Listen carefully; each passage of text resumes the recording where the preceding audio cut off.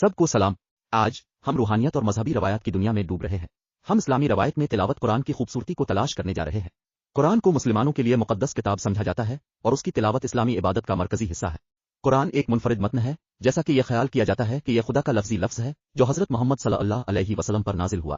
قرآن کی تلاوت مسلمانوں کے لیے اپنے ایمان اور اپنے الہ خالق سے جڑنے کا ایک طاقتور طریقہ ہے۔ قرآن کی تلاوت کی دو اہم صورتیں ہیں، حفظ اور علم۔ حفظ میں پورا قرآن حفظ کرنا شامل ہے، جسے حاصل کرنے میں کئی سال لگ سکتے ہیں۔ دوسری طرف علم آیات کے معنی کو سمجھنے اور اس کی تشریح کرنے کے بارے میں ہے، جس کے لیے مطالعہ اور غور و فکر کی ضرورت ہے۔ قرآن مجید کی تلاوت کے بہت سے روحانی اور جسمانی فوائد ہیں۔ یہ دعا کی ایک شکل ہے جو تناؤ کو کم کرنے، ایمان کو مضبوط کرنے اور کسی کے دل میں امن کو فروغ دینے میں مدد کر سکتی ہے۔ یہ ارتکاز، یادداشت اور علمی مہارتوں کو بہتر بنانے کے لیے بھی جانا جاتا ہے۔ اور آئیے کسی کی روح اور روح پر اس کے پاکیزہ اثرات کو نہ بھولیں۔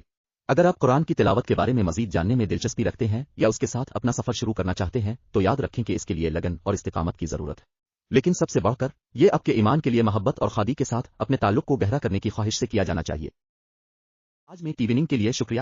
اگر آپ کو یہ ویڈیو مفید اور دلچسپ لگا تو براہ کرم اس طرح کی مزید روحانی گفتگو کے لیے لائک، شیئر، فالو اور سبسکرائب کرنا نہ بھول۔